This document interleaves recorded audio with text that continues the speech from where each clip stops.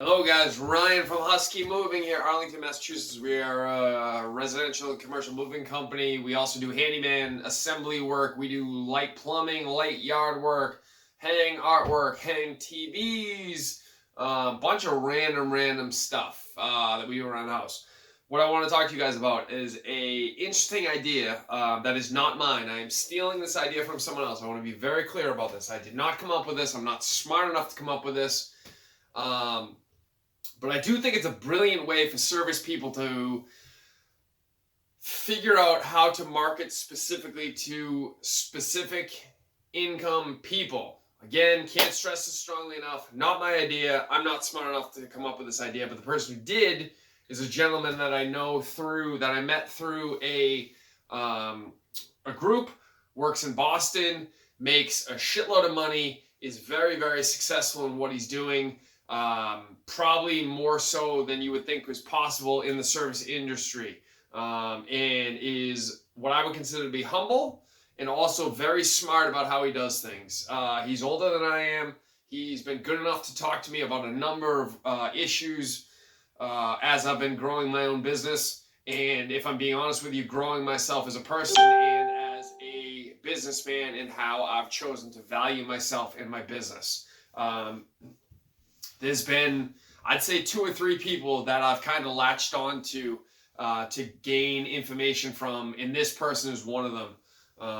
As an aside, they always say, be very mindful of who you're hanging out with, because you will either play up or down to the level of the people that you surround yourself with. So surround yourself with the best people you can find, the smartest people, the most successful, and I don't mean successful monetarily, I mean successful, got their shit together, are happy, are doing what they want to be doing, have figured out life, treat people well. That's what I mean. Hopefully, as a byproduct of that, they're also crushing it financially.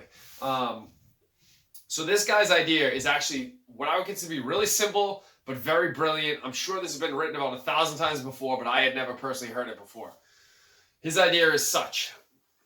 If you have a certain dollar amount you want to make per hour, the quickest way to get to that dollar amount is to advertise specifically towards people who also make that same dollar amount per hour. So, for shits and giggles, to make the math easy, let's just say you want to make $100 an hour in your service business, whatever that business is: carpentry, moving, assembly, hanging artwork, fixing toilet seats, whatever it is, $100 an hour, that's what you want to make. Now you look around Boston. Boston is where I live. We have millions upon millions upon people. The disparity in income is absolutely ginormous, as it is in any major city. You have people who are dirt poor, you have people who are beyond wealthy, and then all manner in between. So how do you find your clientele that are most suited to you at $100 an hour? Because there are a lot of people who can't afford you, there are a lot of people who can afford you, and then there are a lot of people who can afford a lot more than you, okay? That's going to be, at no matter what rate you're at, that's going to be the case, unless you are at the very ridiculous end of the price spectrum, and I mean like ridiculous end.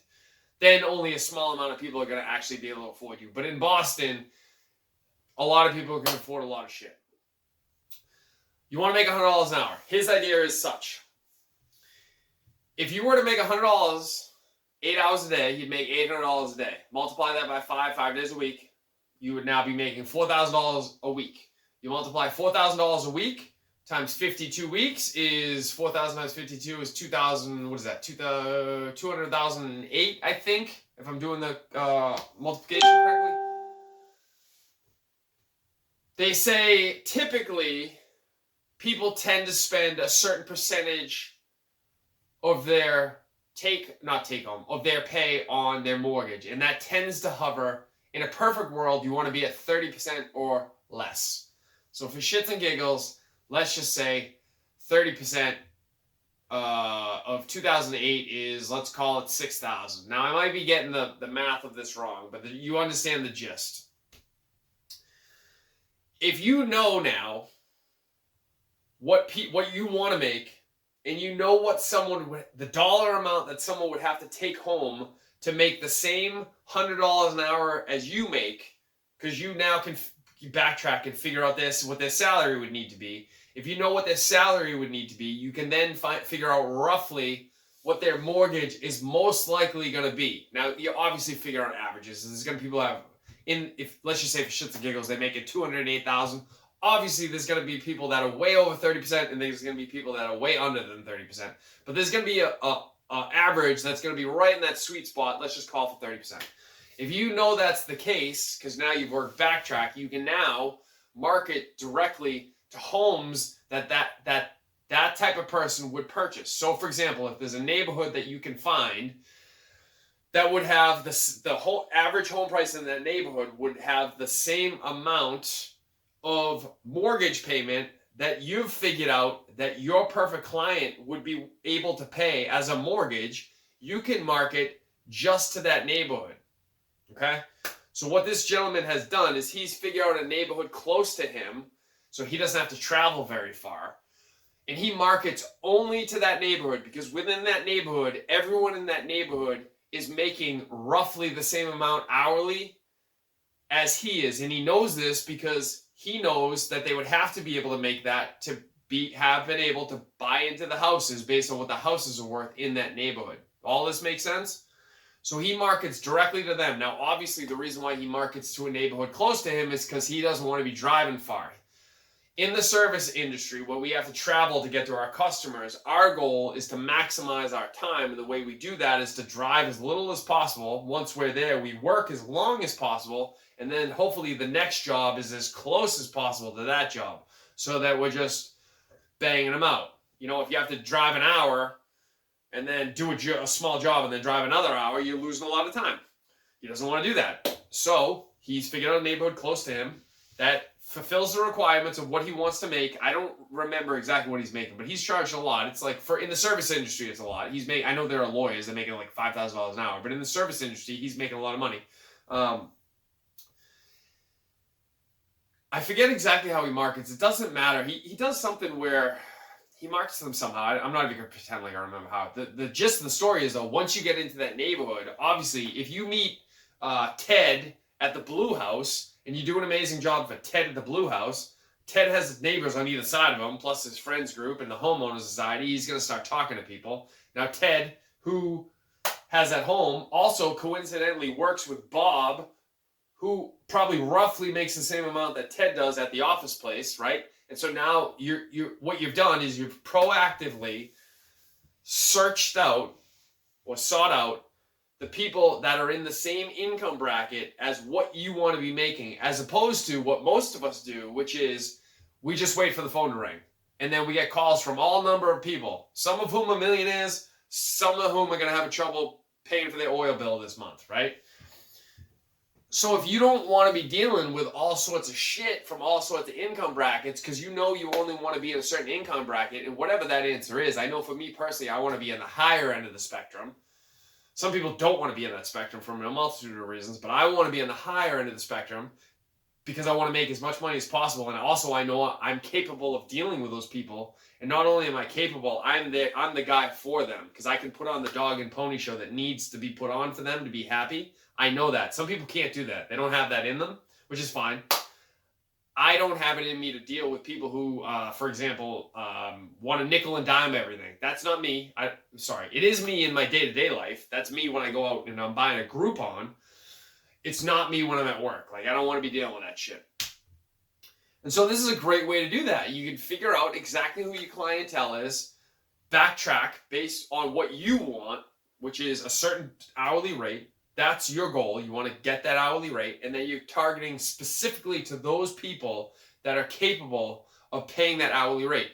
The other thing that he was adamant about, and I think this is very important, and an important way to look at it is, a lot of times people tend to look at things just at the dollar amount. So for example, if I'm going to hire someone and they say they're $50 an hour, I go, do I want to pay that or do I not want to pay that? Is $50 a lot of money to me? Is it not a lot of money to me?